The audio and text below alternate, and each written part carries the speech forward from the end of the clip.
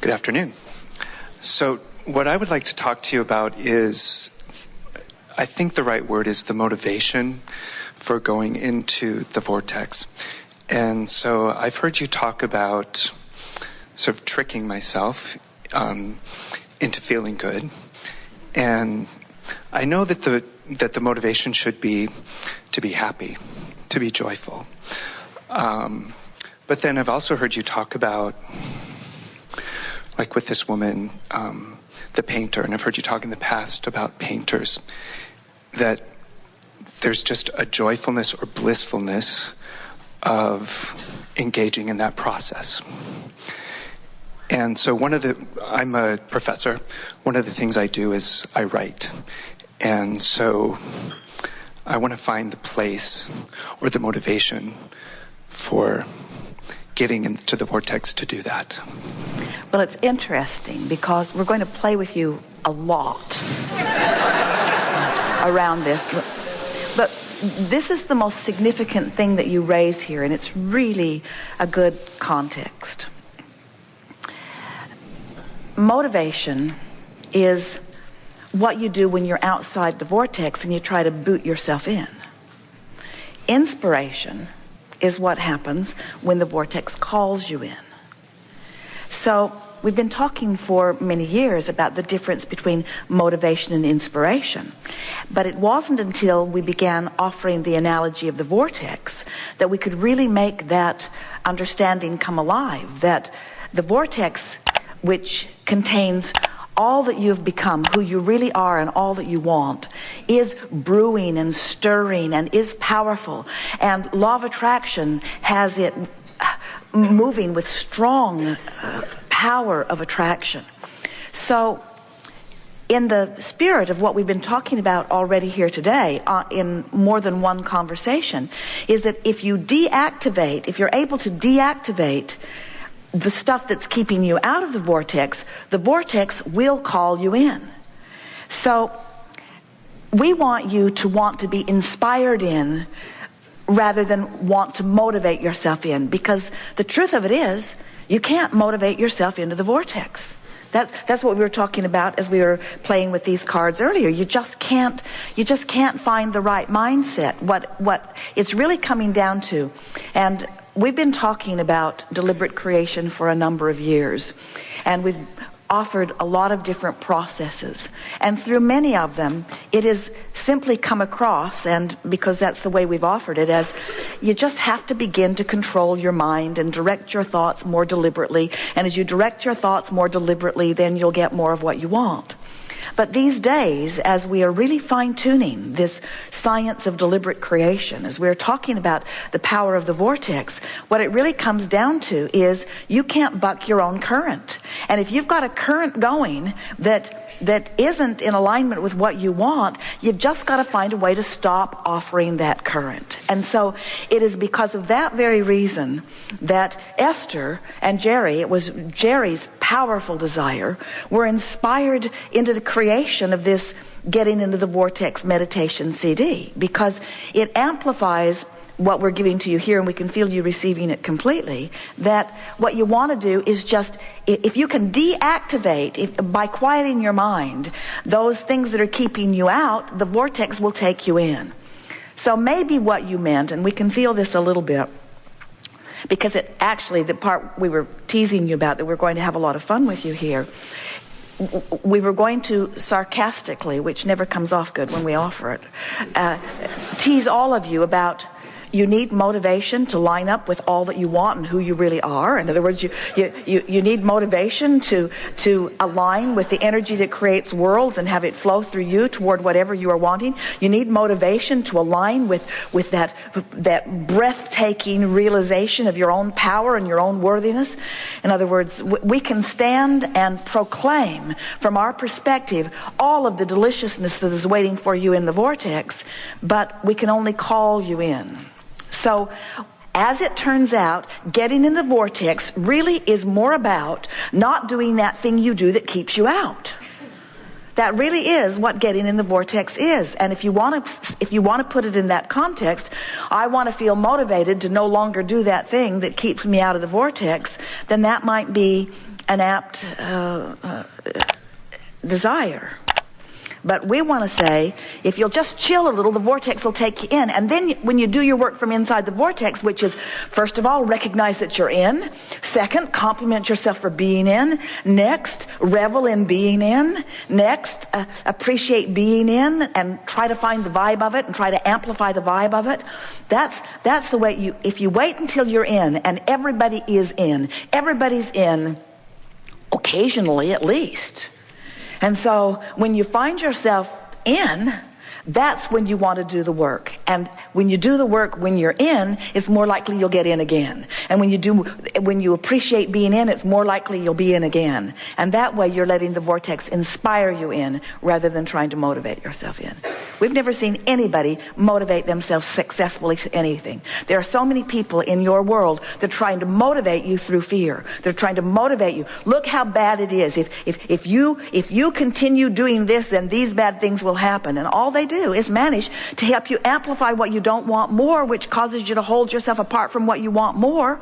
The good news in all of that is it does cause launching of more rockets to which you have no access. But it does expand the universe and your world. And see, that's what I mean why I'm not sure that motivation is the right word, because... Clearly not. Because it sounds ridiculous for me to have to be motivated, like you're saying, to feel better, right? But it was an apt word, because what you're saying, and you're speaking for a lot of people, is, I get this, Abraham. I accept the reality of the vortex. I know I want to be in there, but I'm having these thoughts that are keeping me out. What can I do about that? And for us to just say, stop thinking those thoughts, is not a very exciting answer to such a very big question, but it is the only answer.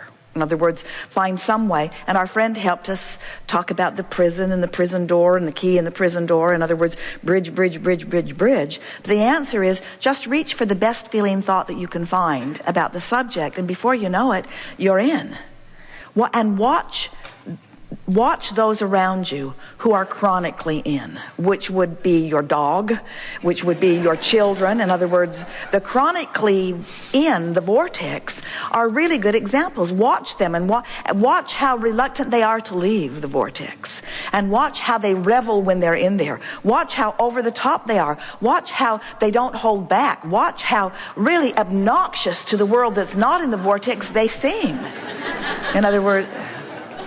So, because I feel like there are parts of my life and parts of my job, for example, teaching, I love it. It doesn't feel effortful to me. I enjoy being in the classroom. So no motivation needed. Right, exactly. Yes. And so is it, with the writing, for example, it's just the resistance that I'm feeling, and I need to reach for better. Here's what we would do in the spirit of deactivating the resistant thought. So you take the subject like writing, which is the subject where you're feeling some resistance, and break it down a little bit. In the moment of feeling the resistance, stop and ask yourself, what is it about this that's bothering me? That's a good way to start. Now, we can tell you, because we're standing in your vortex and because we know everything about everything, we can tell you exactly what the resistance is. When you're in the moment teaching, you have these eager minds who you've already forged a relationship with. And they are literally, we're not kidding you, they are evoking knowledge from you. And that's why it feels effortless. Their desire to know and your desire for them to know, it's a collaborative, co-creative experience. And so it feels good to everyone involved.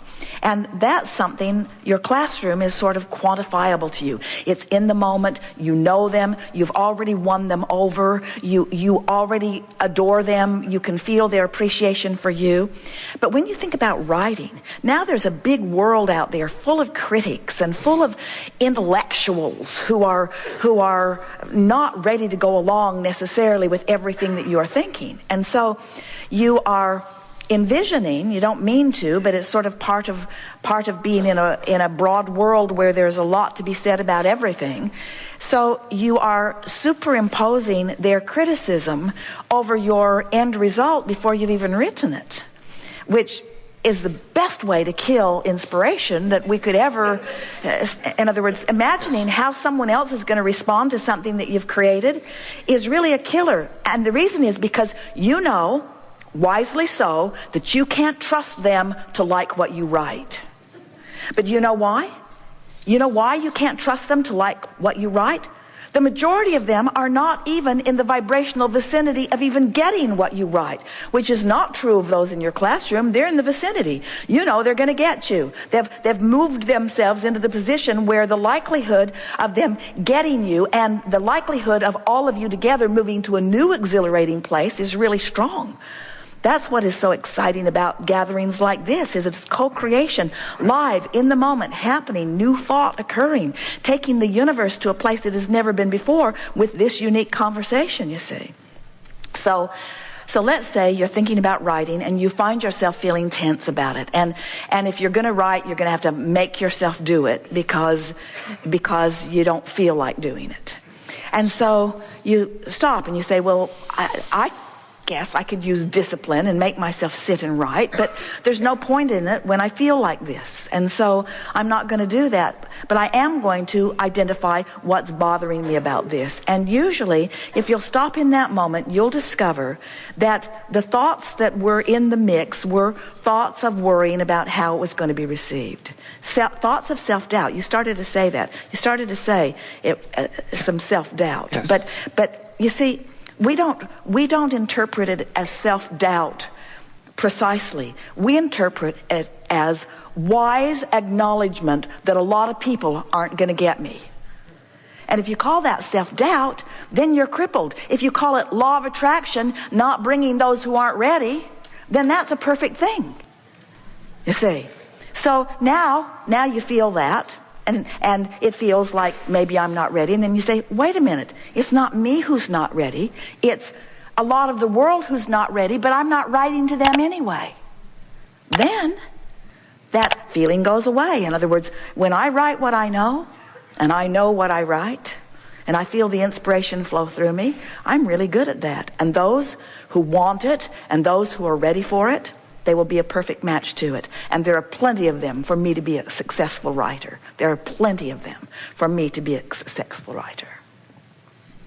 This is becoming a world, and more of you are beginning to feel it, where the nicheness of you, the niche markets, the niche hobbies, the niche interests this is the time for them. Look at what's going on. In other words, there is not a television station in the world that wants Abraham.